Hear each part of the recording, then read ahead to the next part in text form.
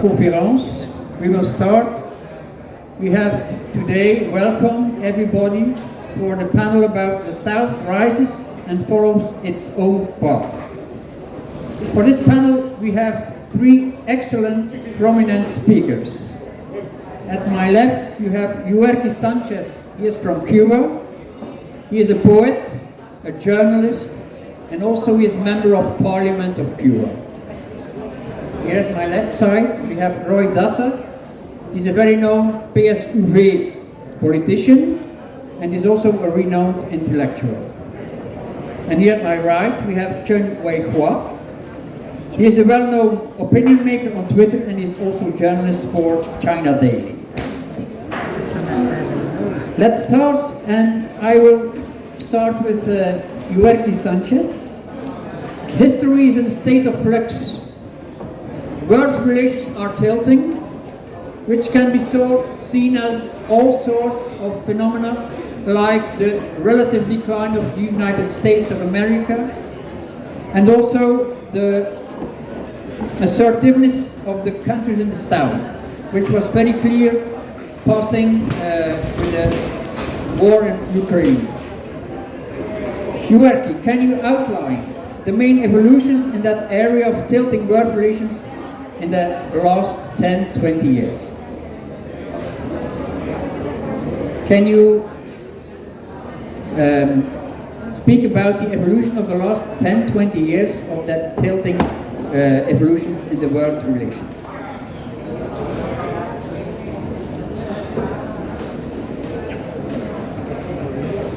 Sí, las evaluaciones más importantes de los últimos 10-20 años en las relaciones en el mundo. Sí, okay. Muchas gracias. Un saludo desde Cuba. El amigo me ha presentado como poeta y es muy interesante recordar, ya que estamos en este panel entre amigos, a un gran poeta latinoamericano, a un gran poeta uruguayo que se llamó Mario Benedetti, que tiene un poema que se titula El Sur también existe. El Sur también existe. Por eso estamos aquí defendiendo a los pueblos del sur y defendiendo la hegemonía del sur frente a la hegemonía del norte. En los últimos años, en los últimos 10, 20 años, ha habido cambios importantes en el escenario internacional. Recordemos cómo a principios de los 90 alguien, después de la caída del campo socialista, planteó una teoría que decía que había llegado el fin de la historia, que la historia había llegado al fin y que por supuesto no había nada que hacer, que habían triunfado las fuerzas en ese momento victoriosas de la derecha y que por supuesto el mundo se dividiría y una parte estaría supeditada al poder hegemónico encabezado por los Estados Unidos. Eso ocurrió en los 90, fue un golpe muy fuerte para el movimiento progresista, un golpe muy fuerte para la izquierda mundial. Algunos ilusos escondieron los libros de los clásicos del marxismo, algunos quemaron sus propios artículos, sus propias teorías, otros se mudaron de bando y se cambiaron la camisa al ver cómo un McDonald's se instalaba en la Plaza Roja de Moscú. Había ocurrido lo que parecía ser el fin de las utopías y el fin de la historia. Realmente en los últimos 10, 20 años ha habido una correlación de fuerza a favor de todas las fuerzas progresistas, a pesar de que se mantiene una hegemonía en el escenario mundial del capitalismo. Se echó por tierra durante estos 10 y 20 años al fin de la historia. Surgieron nuevos actores importantes de gran relevancia para el avance de las ideas más progresistas del mundo, actores con los que hay que contar en el escenario internacional y que constituyen un contrapeso a la política del gobierno de los Estados Unidos, a la política del imperio. Ahí aparecen como potencias importantes China, Rusia, aparecen en el mercado, en la política mundial, en el mercado mundial, como actores fundamentales que hay que tener en cuenta y que tienen también poder de veto en Naciones Unidas. A pesar de ello, nosotros hemos defendido en diferentes espacios en la región de América Latina y del Caribe y también en otras regiones, que un mundo mejor es posible, que el orden económico internacional tiene que ser cambiado, que se necesita también una reforma del sistema internacional, una reforma de las propias Naciones Unidas, porque no tiene sentido a la altura del siglo XXI que en la Asamblea General se adopten decisiones, se puedan aprobar resoluciones, como por ejemplo la del bloqueo contra Cuba, y el mundo entero está a favor de que se levante el bloqueo, y después esas resoluciones de la Asamblea General de la comunidad internacional no puedan llevarse a cabo, porque también existen varios países que tienen ese derecho al veto. Y lo que la Asamblea General propone después no se aplica en la práctica, como ha ocurrido, por ejemplo, con el caso del bloqueo, que a pesar de que países europeos votan a favor de Cuba en Naciones Unidas, después las leyes del bloqueo se aplican en Europa. Un primer elemento en estos últimos años es que ha habido cambios en la correlación de fuerza a nivel internacional. Tenemos que hablar también que en los últimos años está ocurriendo un fenómeno muy complejo, pero que dinamiza todos los factores, todos los movimientos de la vida planetaria.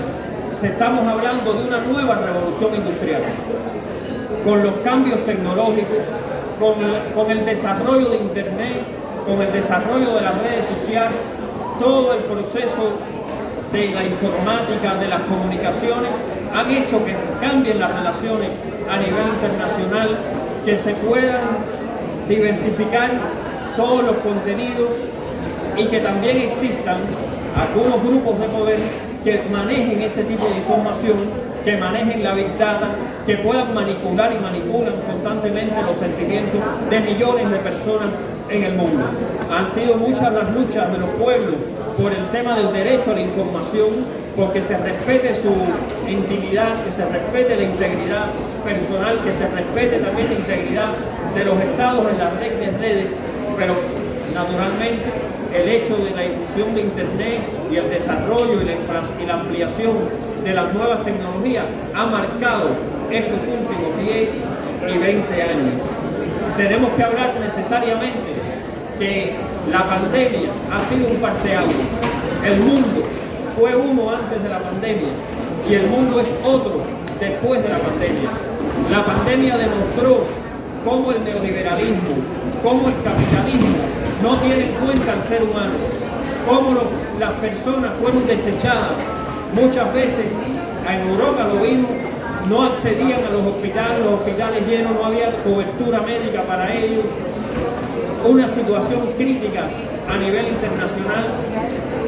Sin embargo, países que tenían otro modelo de desarrollo, un modelo como el de Cuba, como el que tiene Venezuela, como el que se desarrolla en otros países, han tenido un ejemplo de cómo tratar una situación crítica, una situación sanitaria que hacía más de 100 años no se veía a nivel mundial.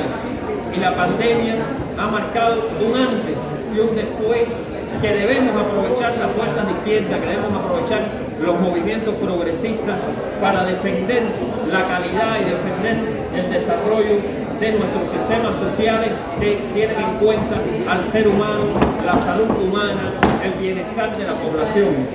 Y por último, a pesar de que esto ha ocurrido y a pesar de que ha existido un cierto debilitamiento del imperio, cuando un imperio intenta debilitarse, cuando el imperio ve que va quedando, sus fuerzas han sido atacadas y se siente amenazado, entonces ese imperio reacciona. Y la reacción del imperio a nivel mundial ha sido con una ofensiva derechista, una ofensiva fascista que tenemos que combatir.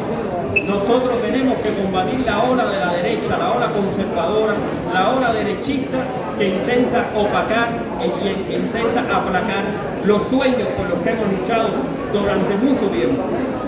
Ha existido en este momento un escenario que es una oportunidad.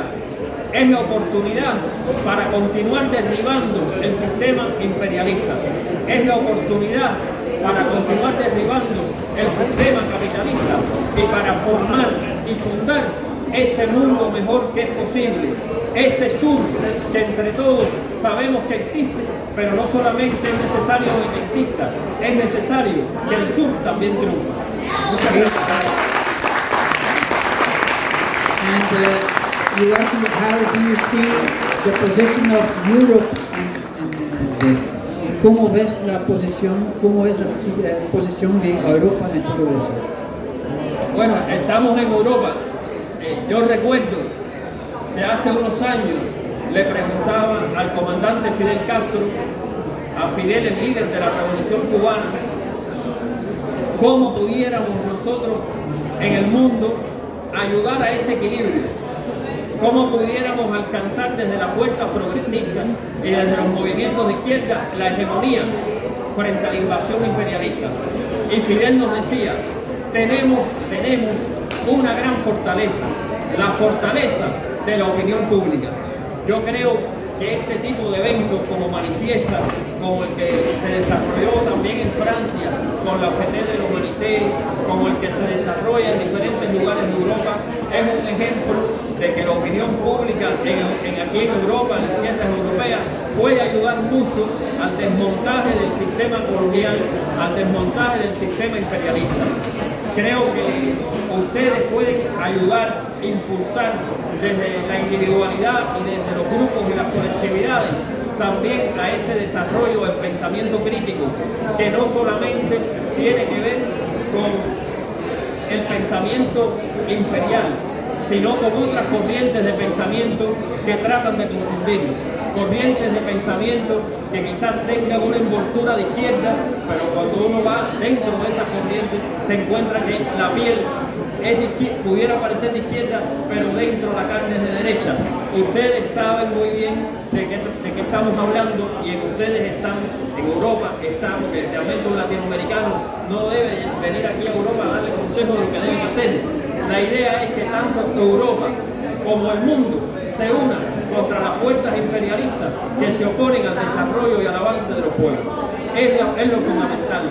La unidad de todo el movimiento progresista mundial, la unidad de los amigos de Europa, de América Latina, de Asia, de África, de todos los continentes. Es lo fundamental para ayudar a avanzar y hacer ese mundo cada vez más posible. Okay, thank you.